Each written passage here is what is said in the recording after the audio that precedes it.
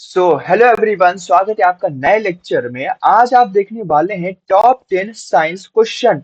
और क्या आप इसका जवाब जानते हैं? अगर जानते हैं तो अपने को थोड़ा टाइम दीजिएगा और उसको जवाब को तलाशिएगा। तो आइए शुरू करते हैं आज के वीडियो को और हम देखते हैं साइंस के वो सबसे इम्पोर्टेंट क्वेश्चंस जिन्हें आपको जरूर जानना चाहिए। पहला क्वेश्चन आपके सामने ये रहा। पानी का केमिकल फॉर्मूला क्या होता है? पानी कह लीजिए और चाहे हम इसको वाटर कह लीजिए। वाटर का जो केमिकल फॉर्मूला होता है वो क्या होता है? H2O होता है, O2 होता है, CO2 होता है या H2SO4 होता है?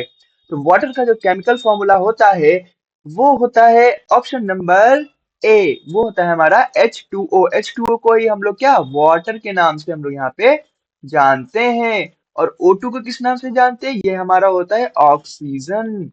ठीक है, ये हमारा क्या होता है? ऑक्सीजन होता है। CO2 क्या होता है? ये होता है हमारा कार्बन डाइऑक्साइड। ठीक है, कार्बन डाइऑक्साइड होती है हमारी। और उसके बाद हमारा H2SO4 ये होता है हमारा एसिड, एक होता है जिसको हम लोग बोलते हैं सल्फ्यूरिक एसिड। क्या बोलते हैं? Sulphuric acid. ठीक है, तो नेक्स्ट क्वेश्चन आपके सामने ये रहा। कंप्यूटर का ब्रेन किसे कहा जाता है? कंप्यूटर का ब्रेन किसे कहते हैं? हार्ड डिस्क को कहते हैं, कीबोर्ड को कहते हैं, CPU को कहते हैं या मॉनिटर को कहते हैं? तो आपको पता होना चाहिए कि कंप्यूटर का जो ब्रेन होता है उसे हम लोग कहते हैं, किसको कहते हैं? तो यहाँ पे करेक्ट ऑप्शन है ऑप्शन नंबर सी। हम लोग CPU को कंप्यूटर का ब्रेन कहते हैं, जिसका फुल फॉर्म होता है हमारा central central processing unit. Central processing processing unit, इसका फुल फॉर्म होता है हमारा CPU का। और CPU को हम लोग ब्रेन ऑफ द कंप्यूटर बोलते हैं। नेक्स्ट क्वेश्चन आपके सामने ये रहा। फिजिक्स के फादर किसे कहा जाता है? फिजिक्स के पिता जनक किसे कहा जाता है? आइजैक न्यूटन को, अल्बर्ट आइंस्टीन को, गैलीलियो को या टेस्ला को? किसको? क्या आपको पता है? अगर इसको पता है तो वीडियो को रोक के कमेंट में आंसर जरूर दीजिएगा।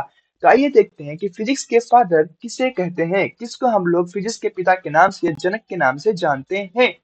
तो वो है हमारे आइजैक न्यूटन। न्यूटन को हम लोग फिजिक्स के फादर के नाम के रूप में जानते हैं। और इन्होंने न्यूटन के 3 लॉ भी दिए। अगर आपको उन 3 लॉ के बारे में पता है तो जरूर बताइएगा।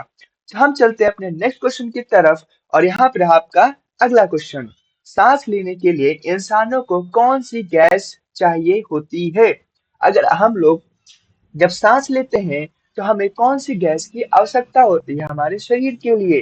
पहला है कार्बन डाइऑक्साइड, ऑक्सीजन, नाइट्रोजन या हाइड्रोजन। कौन सी गैस हमारे लिए जरूरी होती है?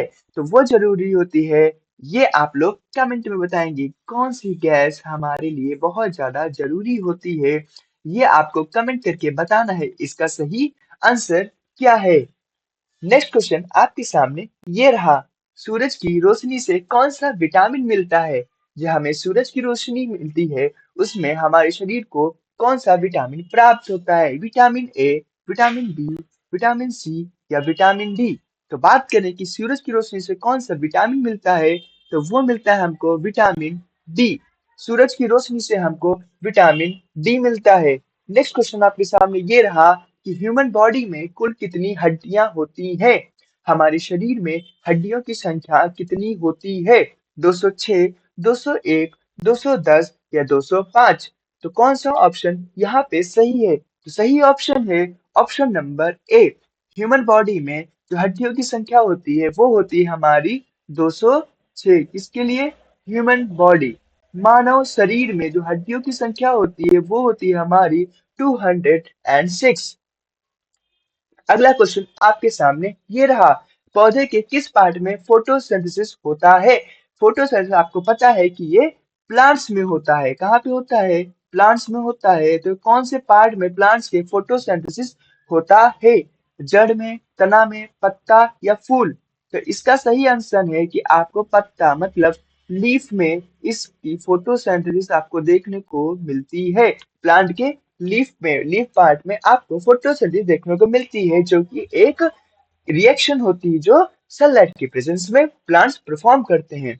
नेक्स्ट क्वेश्चन आपके सामने ये रहा। पानी का बॉइलिंग पॉइंट क्या होता है? वाटर का, ठीक है, आप कह सकते हैं कि वाटर का जो बॉइलिंग पॉइंट है, कि कौन सा ऐसा पॉइंट होता है, कौन सी डिग्री पे ये वाटर जो होता है वो उबलने लगता है, कौन सा होता है, 90, 95, 100 या 110। तो ये होता है हमारा option number C, 100 degree centigrade पे वाटर बॉइल होना शुरू कर देता है। तो नेक्स्ट क्वेश्चन आपके सामने ये रहा, इलेक्ट्रिक बल्ब का आविष्कार किसने किया था? जो आप अभी इलेक्ट्रिक बल्ब का यूज करते हो, उसका आविष्कार किसने किया था? थॉमस एडिसन ने, माइकल फैराडे ने, जेम्स वॉट ने या न्यूटन ने? तो इसका सही आंसर है ऑप्शन नंबर ए, जिसको हम लोग थॉमस अल्फा अल्वा एडिशन भी बोलते हैं। उन्होंने इलेक्ट्रिक बल्ब का आविष्कार किया था। जेम्स वॉट ने किसका आविष्कार किया था? अगर आपको पता है तो आप जरूर बताइएगा। नेक्स्ट क्वेश्चन आपके सामने ये रहा, कोशिका के किस भाग में जीन्स पाए जाते हैं? कोशिका का मतलब सेल। सेल के कौन से पार्ट में हमारे जो जीन्स होते हैं वो पाए जाते हैं? नाभिक में, साइटोप्लाज्म में, राइबोसोम में या माइटोकॉन्ड्रिया में? आपको बता दें कि माइटोकॉन्ड्रिया को क्या किस नाम से और जानते हैं? अगर आपको पता हो तो जरूर बताइएगा कमेंट में कि माइटोकॉन्ड्रिया को और किस नाम से हम लोग जानते हैं। ठीक है, इसका सही आंसर होगा ऑप्शन नंबर ए, नाभिक। नाभिक को नाभिक में ही हमारे जीन्स पाए जाते हैं। तो ये रहे कुछ हमारे क्वेश्चंस जो आपको आई होप बहुत ही अच्छे लगे होंगे, इंटरेस्टिंग से फैक्ट्स जो आपको जरूर जानने चाहिए, हर एक क्वेश्चन के बारे में आपको जरूर पता होना चाहिए। आई होप आज का वीडियो आप लोगों को पसंद आया होगा। पसंद आया है तो लाइक शेयर सब्सक्राइब कर दीजिएगा। Thanks for watching. मिलते हैं आपसे नेक्स्ट वीडियो में कुछ और फैक्ट के साथ में। तब तक के लिए धन्यवाद।